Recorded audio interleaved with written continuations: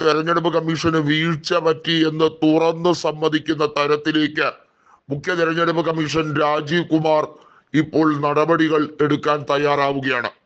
മഹാരാഷ്ട്രയിലെ 80ഓളം നിയമസഭാ മണ്ഡലങ്ങളിൽ വലിയ തോതിലുള്ള കൃത്യമായി അവർക്ക് ബോധ്യപ്പെട്ടിരിക്കുന്നു എന്ന് വ്യക്തമാകുന്ന റിപ്പോർട്ടുകൾ പുറത്തു വന്നിരിക്കുന്നു.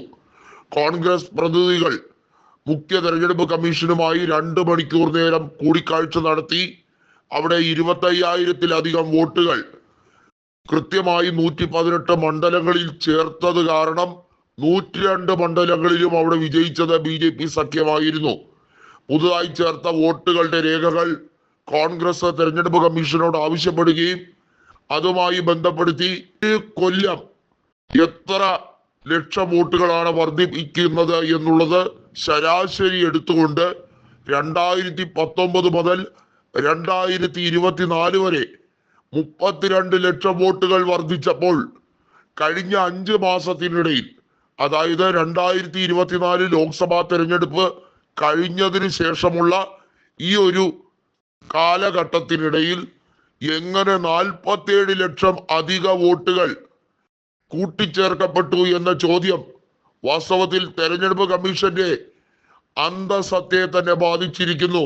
ഏറ്റവും വലിയ തോതിൽ വോട്ടർമാരുടെ പേരുകൾ നീക്കം ചെയ്ത പല നിയോജക മണ്ഡലങ്ങളുമുണ്ട്. അതായത് ഡീലിമിറ്റേഷൻ അടക്കമുള്ള സംഭവ വികാസങ്ങൾ നടത്തപ്പെട്ടത് ക്രിയാത്മകമായി അല്ല എന്ന് വ്യക്തമാക്കുമ്പോൾ ആ ഡാറ്റ നിലവിൽ തെരഞ്ഞെടുപ്പ് കമ്മീഷന്റെ പക്കൽ ലഭ്യമല്ല എന്നും ബൂത്ത് വാർഡ് തിരിച്ചുള്ള കണക്കുകൾ കോൺഗ്രസ് ആവശ്യപ്പെട്ടപ്പോൾ കൈമലർത്തുകയുമാണ് ചെയ്തത്. വോട്ടെടുപ്പ് നടന്ന ദിവസം, അതായത് 20-ാം തീയതി നവംബർ മാസം വൈകുന്നേരം 5 മണിക്ക് തെരഞ്ഞെടുപ്പ് കമ്മീഷന്റെ വെബ്സൈറ്റിൽ 58.22 വോട്ടുകൾ പോൾ ചെയ്യപ്പെട്ടു. എന്നാൽ 11:30 രാത്രി അതെങ്ങനെ 65.02 മാറി? 2 ദിവസം കഴിഞ്ഞ് അത് 66% വോട്ടുകൾ പോൾ ചെയ്യപ്പെട്ടു എന്ന കണക്കാണ് പുറത്തുവിട്ടത്. ഇതെങ്ങനെ സംഭവിച്ചു? ഇതിനെക്കുറിച്ച് കൃത്യമായ മറുപടി തന്നേ പറ്റൂ എന്ന് തെരഞ്ഞെടുപ്പ് കമ്മീഷനോട് കോൺഗ്രസ് ആവശ്യപ്പെട്ടപ്പോൾ ഇലക്ഷൻ കമ്മീഷൻ പറഞ്ഞിരിക്കുന്നത് 2 ആഴ്ച സമയം വേണം.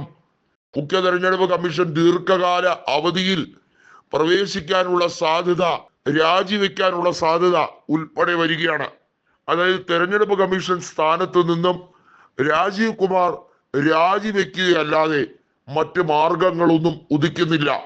എന്നാൽ പോലും തെരഞ്ഞെടുപ്പ് കമ്മീഷനിലുള്ള വിശ്വാസക്കുറവ് നികത്തപ്പെടുന്നില്ല.